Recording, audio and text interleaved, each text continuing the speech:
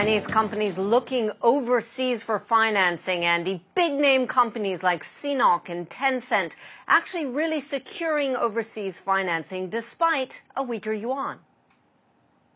Well, Tara, puzzling, isn't it? Well, the popular explanation is that Chinese companies are raising funds overseas despite the weaker yuan because credit conditions are tightening at home. Now, there is some merit to that argument, especially if you look at the money raised overseas by Chinese property companies.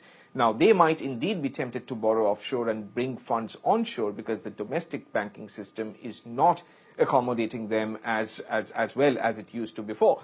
Now, there is, however, another explanation which Peter Thal-Larsen of Breakingviews favors, which is that Chinese companies are rapidly globalizing, buying assets abroad, and so they legitimately require foreign currency financing, and therefore they are heading overseas.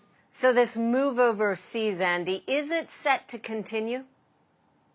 Well, it is perhaps set to continue, and to see why, you just have to consider the Sinok deal. Sinok, as you know, recently did a $4 billion bond sale, dollar denominated. Now, that was essentially to partly refinance its costly acquisition of the Canadian oil and gas company Nexen. Now, to the extent that deals like this can only increase in size and grow in complexity as China globalizes further, foreign currency fundraising by Chinese companies can only grow.